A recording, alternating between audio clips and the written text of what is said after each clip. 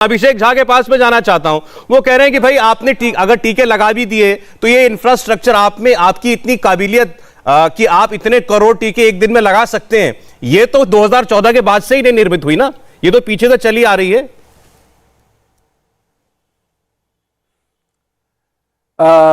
सौरभ, अभी हम लोग एक ऐसे मुहाने पे खड़े हैं जहां हमें यह मालूम है कि ये खतरा पूरी तरीके से टला नहीं है, संभावित तीसरी लहर है।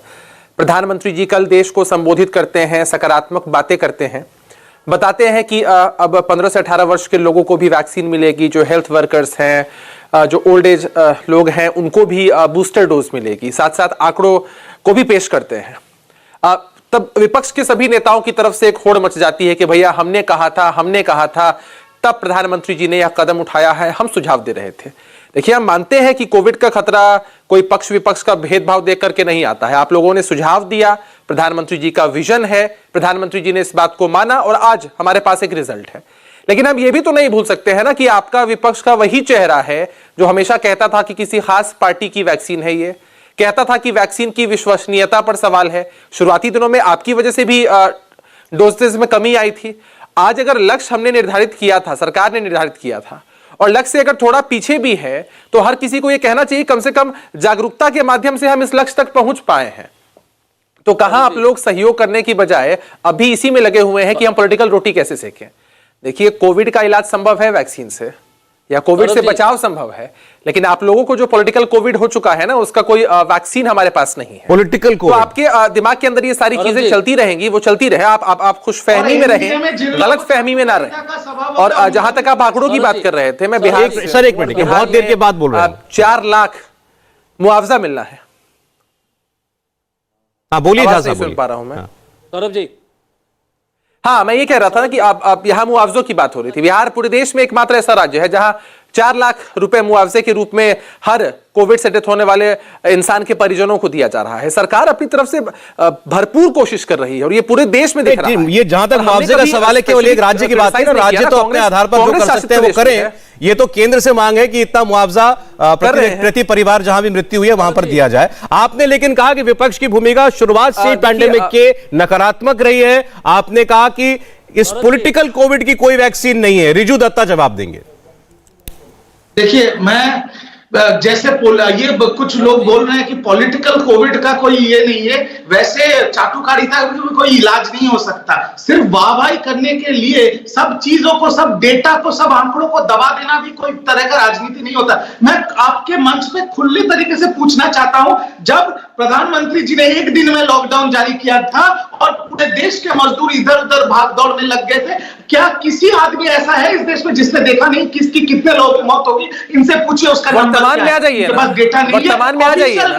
अरे अपनी सरकारों के द्वारा किए गए आंकड़ों को पेश करिए ना। अरे आरोप प्रत्यारोप के दौर से बाहर निकलिए ना। इनके पास डेटा नहीं है। कहां चले गए? इनके पास 2 सालों पहले चले गए। वर्तमान हमारा यहाँ है और संभावित तीसरी लहर हमारे सामने है। किसने जवाब दिया पार्लियामेंट में? मैं आपसे कह देना चाहता हूं, मेरे पास चिट्ठी है, मिनिस्ट्री ऑफ हेल्थ अफेयर्स ने रिप्लाई किया अभिषेक बनर्जी, और उसमें लिखा है that we have issued the isolated cases vaccination certificates are issued to people who are deceased। मतलब मरे हुए लोगों को भी सर्टिफिकेट दे दिया गया ताकि मोदी जी का बर्थडे पे नंबर बढ़ाया जाए। ये मेरा बात नहीं है, मिनिस्टर ऑफ हेल्थ अफेयर्स का बात है जो पार्लियामेंट में जवाब दिया है।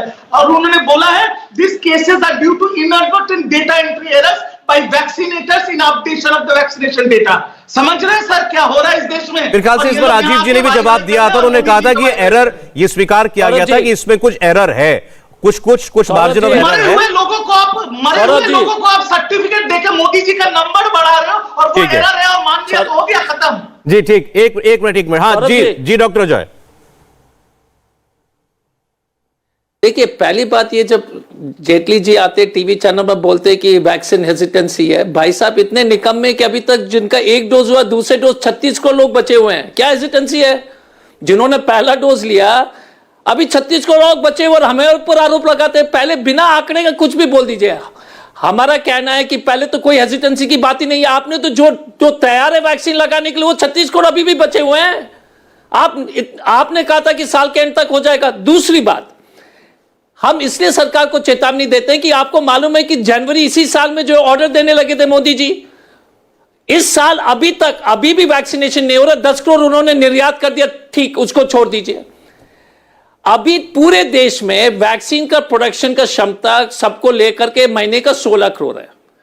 ये नए मापदंड और पुराने जो बचे हुए लोग के वैक्सीन जोड़ करके 100 करोड़ टीके देने, 100 करोड़ के आसपास टीका देने की आवश्यकता है।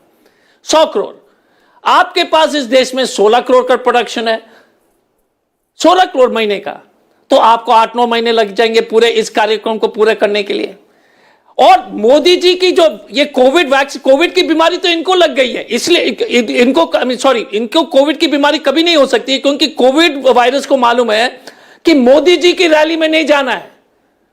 बाकी आपके लिए और सबके लिए कर्फ्यू है, रात को 200 लोग से ज्यादा शादी में नहीं जाएंगे।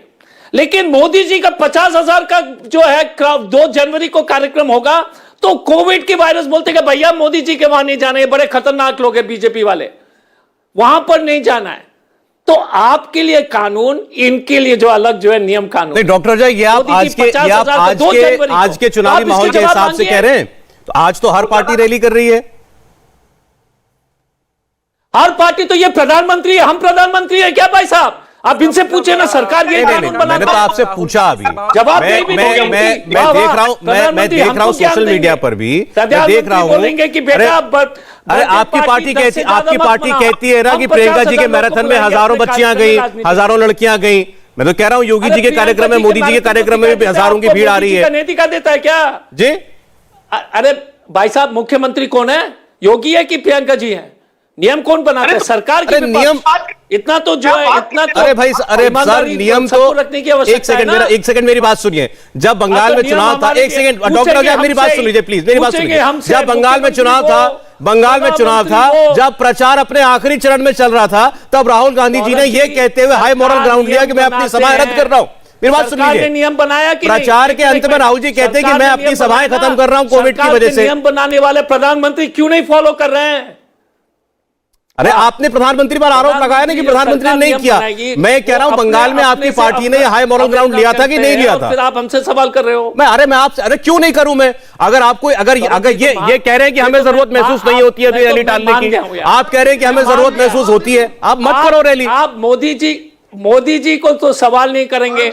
अरे सर, मैं मोदी जी से कितने भी सवाल कर लूं, वो आपको सुनाई नहीं देंगे। हमसे जवाब नहीं, लेकिन मेरा ये कहना है कि योगी की और मोदी की रैली याद दिलाई जाएगी, और प्रियंका जी की रैली में जब हजारों लोग जाएंगे तो वो नहीं याद दिलाई जाएगी। ऐसा कैसे हो सकता है?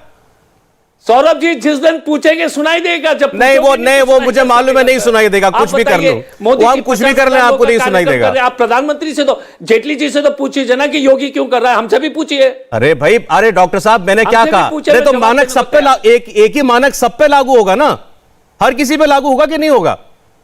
नहीं, ये प्रश्न तो इन्होंने उठाया। अभी आप बोले, अभी आप ये टॉपिक आपने खुद उठाया कि मोदी जी की रैली में कोरोना नहीं जाएगा। शुरू कहां से? इन्हीं के प्रवक्ताओं ने कई बार डिबेट में बोला कि हमारी रैली में तो भीड़ नहीं आ रही है। पूछे ना, जवाब है सरकार नहीं बनाते हैं। इन्हीं के प्रवक्ता ने बोला उसके बाद आपकी रैली में ज्यादा भीड़ आ जाती है तो वहां कोविड का ज्यादा खतरा है, हमारी रैली में लोग नहीं आ रहे हैं तो हमारी रैली में कम खतरा है। देखिए, दो बातें हो गई। पॉलिटिकल बात अलग हो गई कि इनका सुपड़ा साहब लोग इनको पसंद नहीं कर रहे हैं, इनकी रैली में नहीं आती। दूसरी बात हो गई कोविड को लेकर, वो हो गई टेक्निकल बात, वो मेडिकल ग्राउंड पे की जा सकती है, जिसके लिए आप डॉक्टर साहब बने तो मैं बात करता हूं आपसे। तो मुद्दा यहां पर केवल ये है कि जो भी इशू और हिदायतें स्टेट गवर्नमेंट की होंगी या केंद्र सरकार की होंगी या वो कोई निर्धारित किए जाएंगे चुनाव आयोग द्वारा, उसकी पालना हम करेंगे, क्यों नहीं करेंगे। लेकिन इसका मतलब ये नहीं कि आपकी रैली में लोग नहीं आ रहे हैं तो आप हमारे पे ठीकरा फोड़ दें क्योंकि आपकी रैली ज्यादा भीड़ भड़के वाली हो रही है तो उसकी वजह से कोविड फैल रहा है। इंडिया टीवी हर वक्त हर जगह डाउनलोड करने के लिए सर्च करें India TV news Google play store या ऐप स्टोर पर।